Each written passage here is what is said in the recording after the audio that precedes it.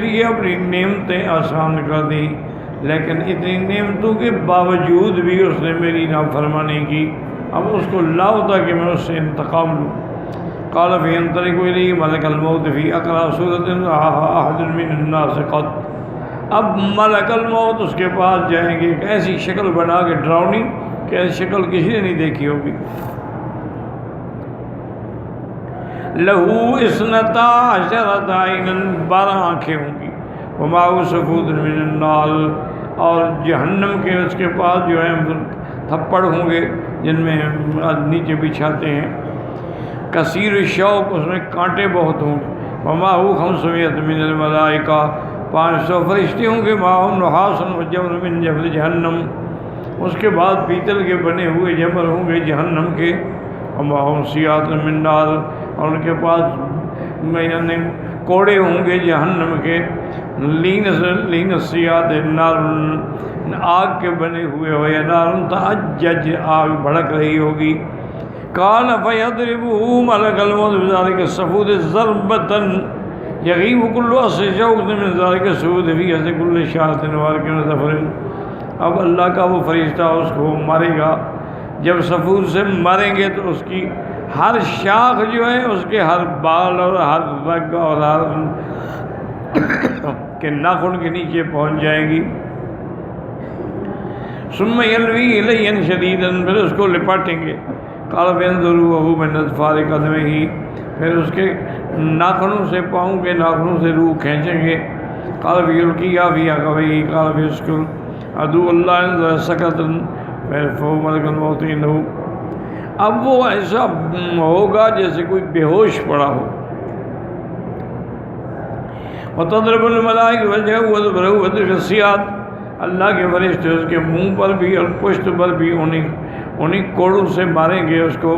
ملک الموت شدۃ یذروہ من عقبیہ ویلقیہا فی رکبتیہ، پھر اس کے روح کو کھینچ کے اس کے گھٹنوں میں لایا جائے گا۔ ثم یسکر عدو اللہ سکرۃ، پھر ملک الموت، پھر ملک الموت اس کو تھوڑی مہلت دیں گے۔ تضرب الملائکۃ وجهه وادبرہ وتلک السیاط، اور فرشتے اس کو ماریں گے۔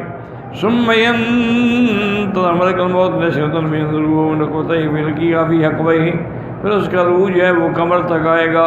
ثم یسکر عدو اللہ ملک الموت قال الملائکۃ وجهه وادبرہ وتلک السیاط كذلك الى صدری، ثم قال الى حلقہ، اسی طرح وہ سینے تک روح آئے گا، پھر حلق تک آئے گا۔ ثم تبسط الملائکۃ ذلک النحاس، اور پھر وہ جہنم کے جو جمر ہیں وہ بچھا دیے جائیں گے۔ تحت ذقنہ وقال یقول ملک الموت اخرجی ایتھا الروح اللعینۃ الی سموم وحمیم، اے روح جس پہ اللہ کی لعنت ہو، نکلو گرم پانی اور گرم ہواؤں کی طرف، وظل من یحموم، اور ایک ایسا سایہ بادل، یعنی دھوئیں کا، بادلوں کا سایہ، لا بارد ولا کریم، جس میں نہ ٹھنڈ ہوگی نہ فائدہ دینے والا ہوگا۔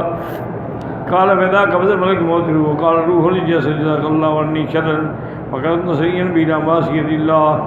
جب اللہ کے فرشتے روح نکال لیں گے تو جسد بھی شکر کرے گا کہ یہ خبیث روح مجھ سے نکل گئی۔ اللہ کی معصیت میں بڑا تیز تھا اور اللہ کی اطاعت میں بڑا سست تھا۔ وطیعن بھی بطاعت اللہ فقد ہلکت و ہلکتا، تو خود بھی ہلاک ہوا، مجھے بھی ہلاک کیا۔ قال یقول جسد من ذلك وتنعه بقال الارض الذي كان يعصي الله عليها، اور جس زمین پہ اس نے گناہ کیے تھے وہ سب جگہیں اس پر لعنت کرے گی۔ فتنطلق جنود ابلیس فیبشرونه بانهم قد اوردوا عبدا من ولد آدم النار، اس کے بعد لشکر جو ہے شیطان کا، وہ جا کے ان کو خبر دیں گے کہ فلاں آدمی کو ہم نے جہنم میں پہنچا دیا۔ قال فإذا وضع في قبره ضيق عليه قبره حتى تختلف أضلاعه، قبر اتنی تنگ ہو جائے گی کہ اس کی پسلیاں جو ہیں وہ بدل جائیں، گویا کہ دائیں والی بائیں آ گئی اور بائیں والی دائیں آ گئی۔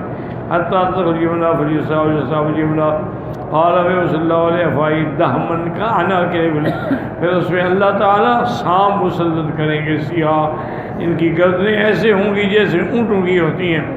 یا خود نہ ہوگی اتنے ہمیں قدم ہی یقرض نہ ہوا تیلتقین فی وسطی، وہ اس کے کانوں سے لے کر پاؤں کے انگوٹھوں کو پکڑ کے پھر اس کے درمیان تک اس کو کاٹتے چلے جائیں گے۔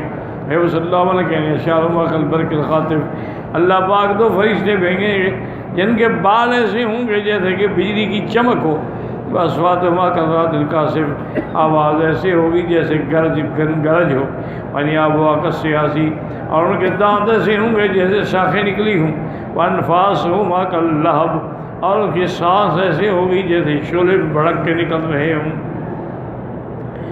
یطعن فی اشعارہما بین منکبی کل واحد منہما غضا وغضا، وہ ان کے بال اتنے لمبے ہوں گے کہ گویا کہ وہ اپنے بالوں میں چل رہے ہوں گے، اور ان کے دونوں کندھوں کے درمیان اتنا فاصلہ ہوگا وہ جیسے بہت دور، قد نظر من معذا فتنامہ، ان کے دلوں سے اللہ نے مہربانی نکال لی ہوگی، یقال لما منکر نکیر فی ید کل واحد منہما طرقۃ لو اجتمع علیہا البیۃ لم یکلوها، ان کے ہاتھ میں ہتھوڑا ہوگا، اگر قبیلہ بنو ربیعہ بنو مضر بھی اٹھائیں تو نہ اٹھا سکیں، قالوا یکونا لو اجازت تک کفن و بحقوہ، اب اس کے کفن جو ہے وہ اس کے کمر تک آ جائے گا، فیقولان لو من ربکم دینکم ونبیک، فیقول لا ادری، فیقولون لا دریت ولا دریت، پوچھیں گے تیرا رب کون ہے، تیرا دین کیا ہے، تیرا نبی کیا ہے، ان کا مجھے تو پتہ ہی نہیں،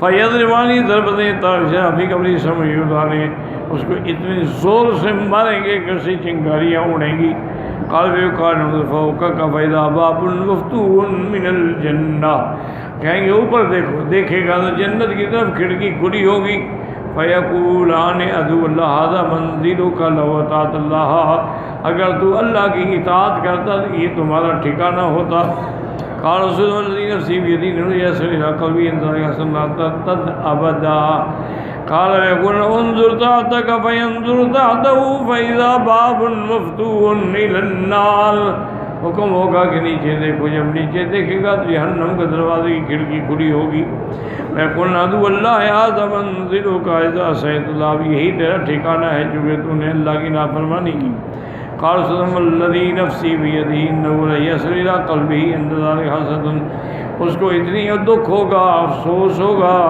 کہ اس کا کوئی چیز اس افسوس کا مقابلہ نہیں کر سکتی، قال وقعت سبعون باب النار یأتیہا سموا، 70 جہنم کی کھڑکیاں کھولی جائیں گی تاکہ اس کی گرمی اور اس کی لہریں اس کو پہنچتی رہیں، حتیٰ یبعث اللہ الیہا، جب حتیٰ کہ قیامت قائم ہوگی، ھذا حدیث غریب جدا وسیاق عجیب قاضی راوی لہو غرائب منکرات، اس روایت کے اندر غرابت بھی ہے، ایک راوی جو ہے یزید الرقاشی، اس نے روایت کی انس سے، اس کے غرائب بہت ضعیف روایت ہے عند الائمۃ واللہ اعلم، ولہذا قال ابو داؤد حدثنا ابراہیم بن سعد قال حدثنا الشام هو ابن یوسف عبد اللہ بن بحیر نہانی مولا عثمان عن عثمان رضی اللہ تعالیٰ عنہ قال قال نبی صلی اللہ علیہ وسلم فرغ من دفن الرجل وقف علیہ، حضور پاک جب کسی میت کو دفن فرما لیتے اور اس کی قبر بند ہو جاتی تو آپ کھڑے ہوتے، فرماتے استغفروا لاخیکم، اپنے بھائی کے لیے بخشش مانگو، واسألوا له التثبیت، اور اللہ سے اس کے لیے سوال کرو کہ وہ ثابت قدم رہے، الآن یسأل، اب سوال جواب ہوگا، تفرد بھی ابو داود وقد اورد الحافظ بن مرتوین کو ظالمون فی غمرات الموت والملائکۃ باسطوا ایدیہم، آیا حدیثا طویلا مطولا جدا طرق غریبۃ عن طاہر بعض مرفوع فی غرائب ایضا واللہ اعلم۔ تو اب بات ایک یاد رکھیں، سمجھ لیں کہ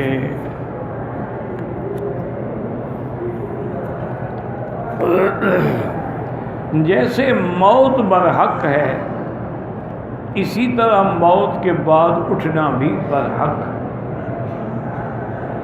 اور موت جو ہے وہ ہر انسان پہ، ہر ذی روح پہ، ہر ذی جان پہ، ہر مخلوق پہ آئے، کل من علیہا فان، جو بھی آیا اس پہ فنا۔ ایک بات تو یہ سمجھ لیں، انبیاء پہ بھی موت آئی، اولیاء اللہ پہ بھی موت آئی، اسی طرح ملائکہ پہ بھی موت آئی، جو اللہ کے فرشتے ہیں ان پہ بھی موت آئی، زمین کے فرشتے، آسمان کے، سب پہ موت ہے۔ تو ایک تو مسئلہ یہ یاد رکھیں کہ موت برحق ہے، اللہ کا قرآن ہے، انک میت فانہم میتون۔ میرے مدنی صلی اللہ علیہ وسلم، آپ پہ بھی موت آئے گی اور ان پہ بھی۔ اسی لیے جب میرے آقا رحمت دو جہاں محبوب دو عالم صلی اللہ علیہ وسلم کی وفات ہوئی، سیدنا ابی بکر صدیق رضی اللہ تعالی عنہ آپ کے حجرے میں داخل ہوئے، بی بی عائشہ کے حجرے میں، جہاں حضور صلی اللہ علیہ وسلم کی چارپائی مبارک تھی اور آپ سریر پہ موجود تھے، اور آپ پر سفید کپڑا ڈال دیا گیا تھا۔ تو سیدنا ابو بکر نے سر کی جانب سے کپڑا ہٹایا اور آپ کی پیشانی پہ بوسا دیا، اور اسی طرح غم میں ڈوبے ہوئے مسجد نبوی میں تشریف لائے۔ اس وقت عالم یہ تھا کہ صحابہ کے دماغ الٹ گئے تھے، کوئی ماننے کے لیے تیار نہیں تھا کہ اللہ کے نبی پہ موت آ گئی۔ حتیٰ کہ سیدنا عمر بن الخطاب رضی اللہ تعالیٰ عنہ تو اتنے جوش میں آئے کہ مسجد نبوی میں تلوار کھینچ کے کھڑے ہو گئے کہ جو کہے گا حضور پہ موت آ گئی میں اس کی گردن اڑا دوں گا۔ اللہ کے نبی پہ موت کیسے ہے؟ جب آپ کی نبوت قیامت تک ہے تو زندگی بھی قیامت تک ہے۔ جب آپ کے بعد کوئی نبی نہیں ہے، وہ تو نظام تھا کہ ایک نبی پہ موت آئی دوسرا نبی آ گیا، حضور کے بعد تو کوئی نبی ہے نہیں۔ اس لیے حضرت عمر کو دماغ میں یہ شبہ ہے۔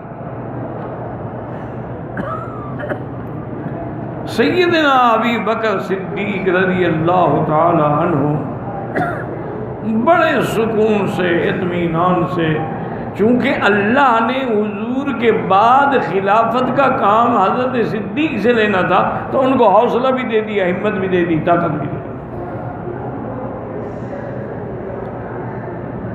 انہوں نے خطبہ پڑھا، سارے صحابہ جمع ہو گئے۔ خطبہ پڑھنے کے بعد انہوں نے اعلان کیا کہ بات سن لیں، من کان یعبد محمدا فإن محمدا قد مات۔ تم میں جو لوگ حضور کی عبادت کرتے تھے، حضور کو سب کچھ سمجھتے تھے، حضور کو نعوذ باللہ خدا مانتے تھے، اللہ کے نبی پہ تو موت آ گئی۔ ومن کان یعبد اللہ، اور جو اللہ کی عبادت کرتے ہیں، ان اللہ حی لا یموت، اللہ کی ذات ہے جو ہمیشہ زندہ رہے گی، جس پہ کبھی موت نہیں آئے گی۔ اور آپ نے پھر یہ آیت پڑھی، وما محمد الا رسول قد خلت من قبلہ الرسل۔ جب حضرت عمر کہتے ہیں کہ حضرت ابو بکر نے یہ آیات پڑھی تو میں نے سمجھا ابھی یہ قرآن نازل ہوا ہے، تو مجھے بھی سمجھ آ گئی کہ واقعی حضور پہ وفات ہو گئی، موت آ گئی۔ تو جب حضور پہ موت آ جائے تو اور کون بچ سکتا ہے پھر موت سے؟ اسی لیے میرے مدنی پاک نے فرمایا تھا کہ اگر کسی کو کوئی صدمہ ہے، اولاد کا، بیٹے کا، بھائی کا، بیوی کا، باپ کا، تو میری موت کو یاد کیا کرے کہ اگر مجھ پر موت آ سکتی ہے تو ان پہ کیسے نہیں آئے گی، تو اس کا غم جو ہے وہ ہلکا ہو جائے گا۔ تو ایک مسئلہ تو یہ دماغوں میں رکھ لیں کہ موت برحق ہے، اس سے کوئی بھی نہیں بچ سکتا۔ دوسرا مسئلہ یہ بھی یاد رکھ لیں کہ موت کے بعد کی جو زندگی ہے وہ عالم برزخ ہے۔ برزخ کہتے ہیں دو چیزوں کے درمیان میں کوئی چیز، جیسے اللہ نے فرمایا مرج البحرین یلتقیان بینہما برزخ لا یبغیان۔ کہ دو دریا ہیں، ہم نے ان کے درمیان میں برزخ ہے، ادھر میٹھا دریا ہے، ادھر کڑوا دریا، وہ اس میں نہیں ملتا، وہ اس میں نہیں ملتا، کیونکہ درمیان میں ہم نے برزخ۔ اچھا، وہ برزخ نظر کسی کو نہیں آتی۔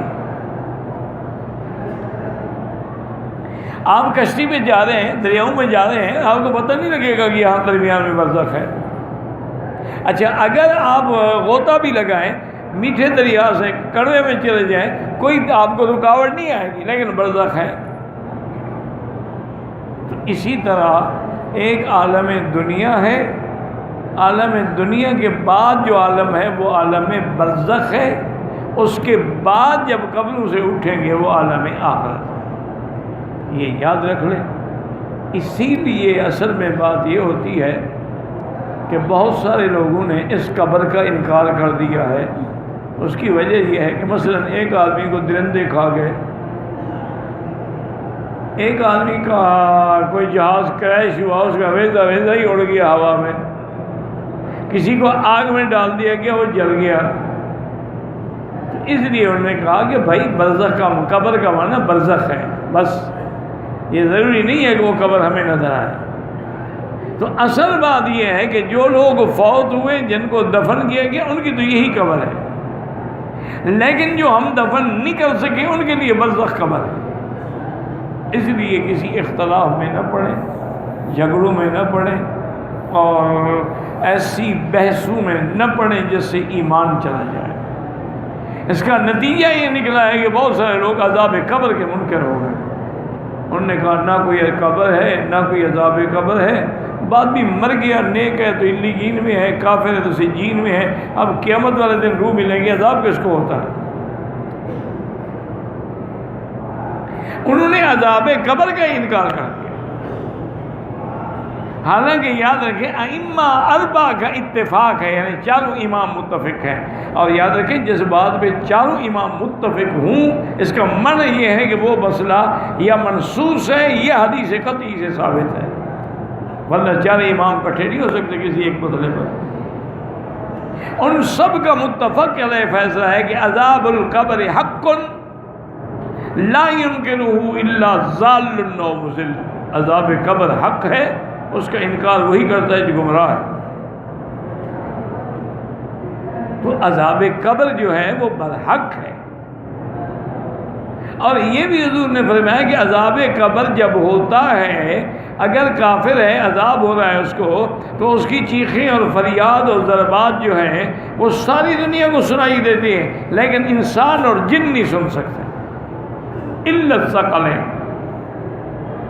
اسی لیے آپ نے دیکھا ہوگا نا، ہم دیہاتوں میں ہوتے تھے تو لوگ گھوڑیوں کو پکڑے ہوئے قبرستان میں لے جاتے تھے، پوچھے بھی کیا بات ہے؟ انہوں نے کہا جس کو پیٹ میں درد ہے تو علاج اس کا یہ ہے کہ اس کو قبرستان میں لے جاتے ہیں، گھماتے ہیں تو یہ ٹھیک ہو جاتی ہے۔ وجہ کیا ہے کہ جب قبرستان میں جاتی ہے تو وہ عذاب کی آوازیں سنتی ہے، اس کو اپنا درد بھول جاتا ہے، کیونکہ ہر چیز سنتی ہے ماں سوائے انسان اور جن کے۔ اور اسی طرح اللہ تعالیٰ کبھی کبھی نمونے کے طور پہ یہ بھی دکھلا دیتے ہیں کہ سینکڑوں سالوں کے بعد قبر کھلی اور مردہ زندہ ہے، تر و تازہ ہے، اس کی کوئی نہ کپڑا بھی نہیں گلا ہے۔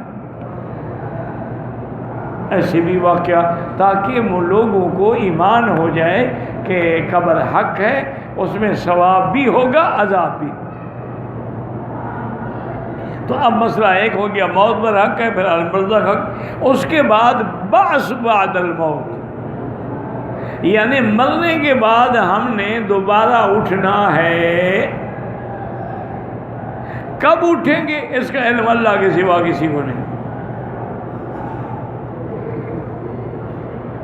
ویسے بعض علماء کہتے ہیں کہ بھی اس دنیا کی عمر جو ہے وہ 6000 سال ہے، 4000 گزر چکی ہے، باقی 2000 سال ہے، یہ بس باتیں ہیں، حقیقت کا علم اللہ کے سوا کسی کو نہیں۔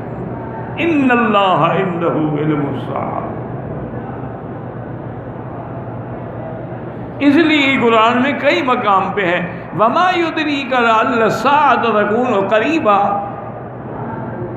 لیکن کب لا یعلم الا اللہ۔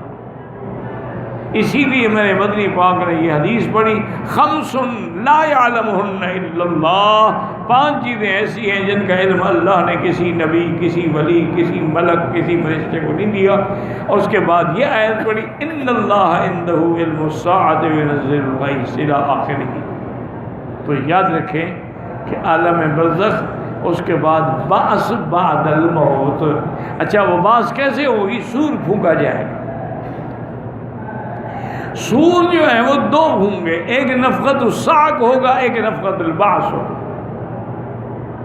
نفخت الصاعق کا معنی یہ ہے کہ سور پھونکا جائے گا، سب ختم، اور دوسرا سور پھونکا جائے گا، سب قبروں سے کھڑے، فیضا ہم قیام ینظرون، سب قبروں سے اٹھ کے کھڑے ہوئے۔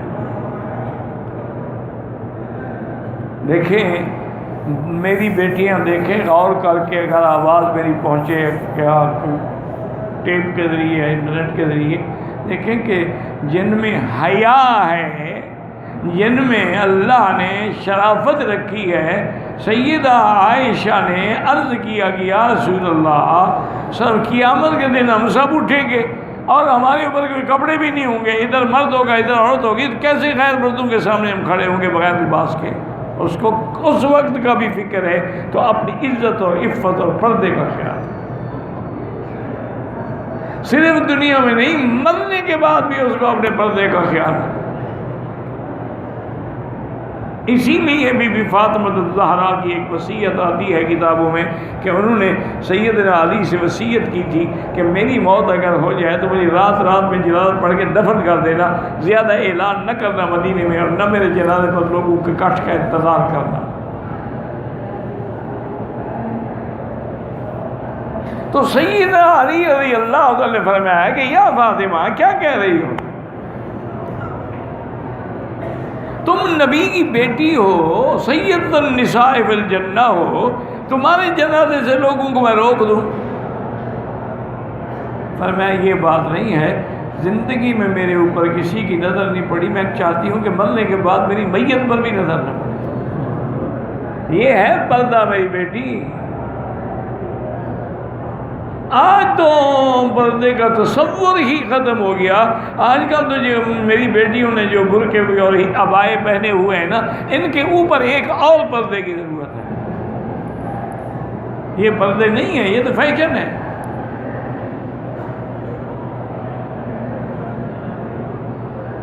اور یہ اتنے قیمتی ہو گئے ہیں کہ بعض جو ہے نا، آپ حیران ہوں گے، 50 ہزار کا ایک عبایا ہوتا ہے، سونے کے تاروں کے کام ہوئے۔